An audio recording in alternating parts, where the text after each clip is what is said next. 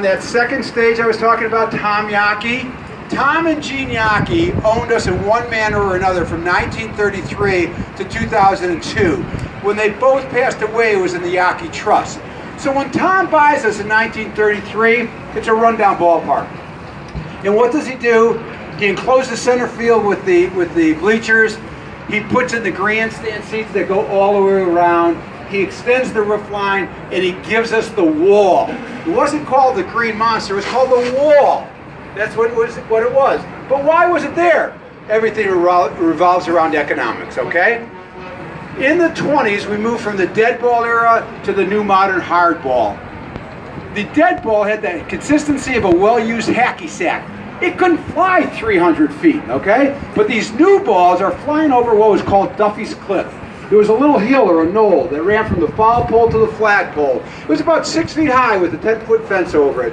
Well, these hard balls are flying over Duffy's Cliff and breaking windows. Well, Mr. Yawkey is a good neighbor, but a better businessman. Goes out to check those broken windows, and you know what he sees? People looking over that short fence, watching the game for free. No freeloaders at Boston. Up goes that wall. 37 feet, 2 inches high, 231 feet across. If that wasn't high enough, he put a net that was 23 feet high. The green came in 1947. That's the year we got lights.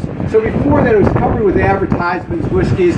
So the batters were saying, it's so busy out there, can you do something about it? So they pulled all the signage, and they came up with this nice green color to absorb that light fixture.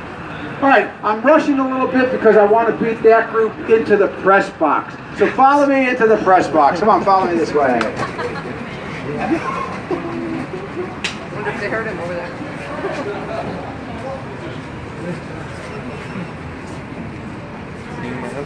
Yeah, and into the press box.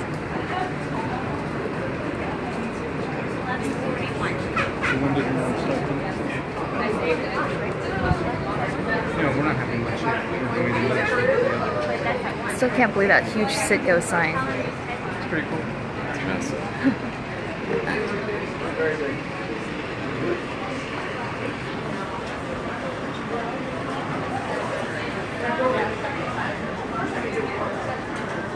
We're going into the press box at Fenway Park. Oh, sorry.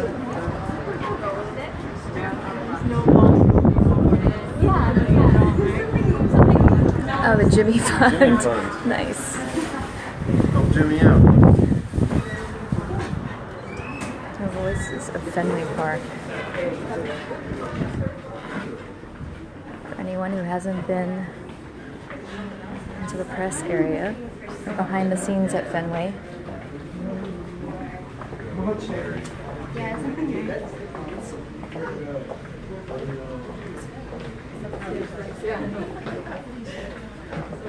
Finally.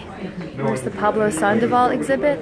I don't know. Did we see that already, Andrew? See what? The Pablo Sandoval exhibit? I don't think so. I'm sorry. I know nothing about baseball. Forgive me.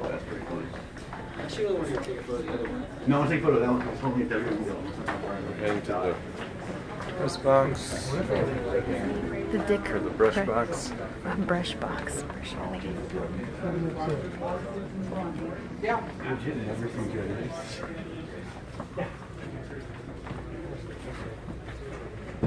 It's just the schedules. I've been working here just about 10 years, so you figure half the year and giving 4 to 5 tours a day. That's a lot.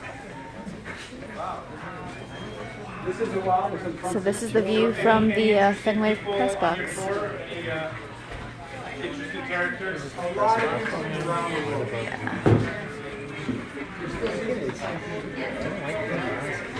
Oh, you can open That's pretty cool. So raise your hand if you've never been in the press box of a major sports stadium.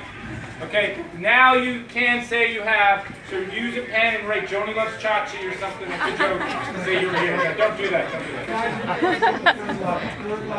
So this is about giving access. Right there. No, up the steps. And they turned it into a football field today? Or it's Notre Dame is playing Boston College. On the 21st, right? Yeah, so now it's turning into a football field. See, they're painting the letters down there. No! Yeah, or on, fighting on. This is a home game, sir. All right, so where you are now It's a is dugout. called a working press. Some people call that an oxymoron, right? So anybody that has I said typewriter, supposed to show you my age, a laptop, that writes the newspapers, magazines, or internet, they sit here. And they sit here by a tenure. The most highly tenured people sit in the front row. They write, they are part of what is called the Baseball Writers Association. They vote for Rookie of the Year, Cy Young, who's the most valuable player, who goes into the Hall of Fame. Steroids. Yeah, and avoid steroids. That's who sits here. We then reserve the middle of the second row for the out-of-town press. This is a nice place to take questions. Anybody have any questions about the park, the field, and what's going on? Anybody have questions on Periscope?